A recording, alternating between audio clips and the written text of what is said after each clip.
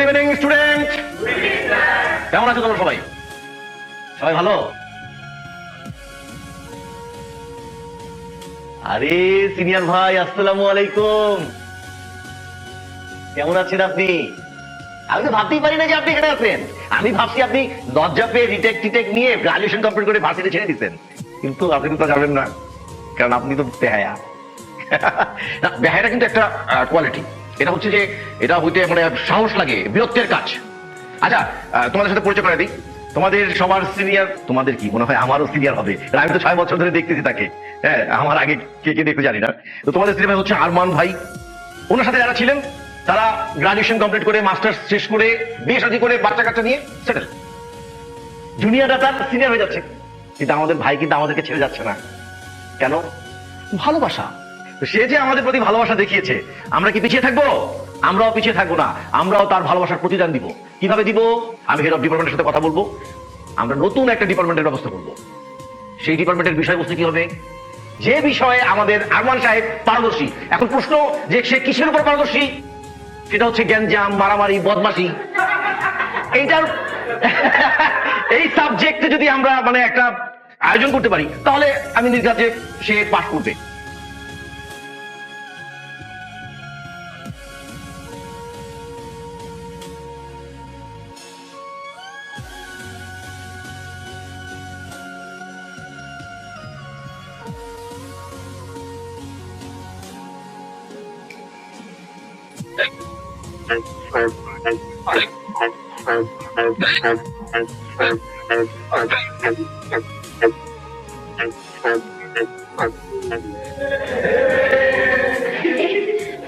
কি হয়েছে, তোরা হাসতেছিস কেন?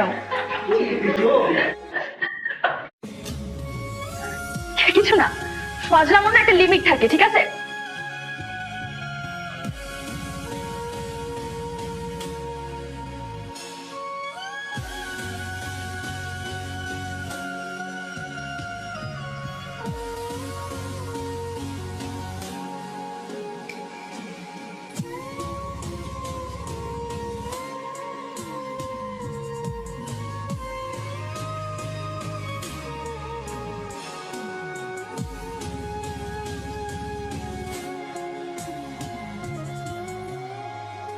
তুমি ব্যাপারটা নিয়ে বেশি চিন্তা করো না মা। আসলে আমি বুঝতে পারতেছি তোমার উপর দিয়ে কি যাচ্ছে।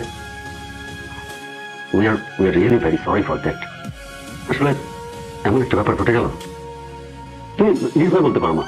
তোমার কি কাউকে সন্দেহ হয়? তুমি বলো আমাকে, আমি কঠিন শাস্তি দেব। তুমি নির্ভয় বলো।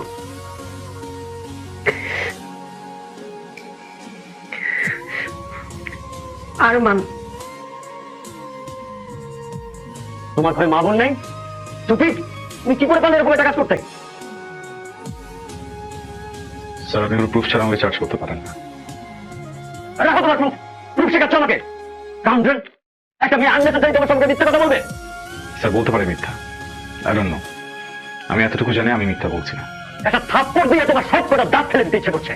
কাউন্টার, শুধু আমার কাছে পর্যাপ্ত প্রমাণ নেই, তোমাকে আমি দেখে নিতাম। তবে তুমি ভেবে নিও না যে তোমাকে আমি ছাড় দিয়ে দিচ্ছি। আজ থেকে তুমি দেখবে তোমার জীবনটা প্রতি মুহূর্ত আমি কেমন কষ্টকর করে দিচ্ছি।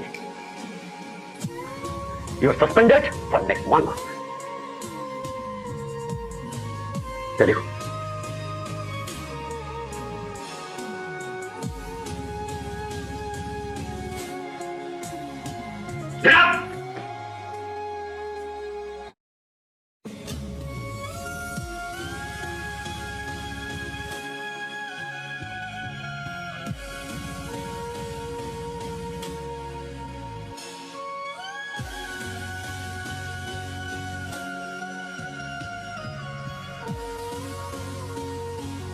আমার প্রবলেম কি?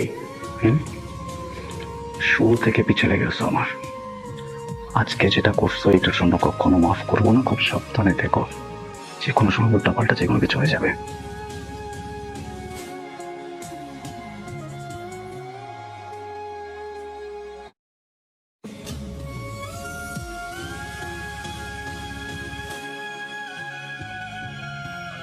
ও তোমাকে কি বলে গেল?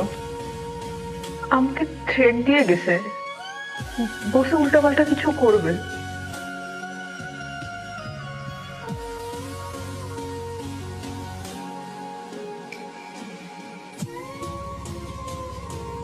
কাঁদছিস কেন? এইভাবে ভেঙে পড়ে চলে? এখন সময় এসেছে ওকে একটা উচিত শিক্ষা দেওয়ার।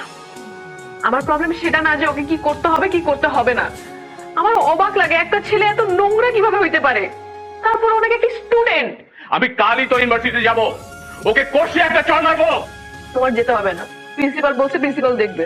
রাখতো প্রিন্সিপাল, আমি দেওয়ালে বলেছিলাম যে আমি ইউনিভার্সিটিতে যে ওই ছেলের সাথে কথা বলি, তুই আমাকে ছেড়ে দিয়েছিলি। ও জানে যে কোন মেয়ের সাথে বিয়ে করছে। আমি এইসব কারণে বাসা ছাড়ছি। বাবা ভাইয়া সবাই মারামারি কাটাকাটি। যদি বলো তাহলে আমি এখনই বাসা থেকে চলে যাব। আমি এসব চাই না।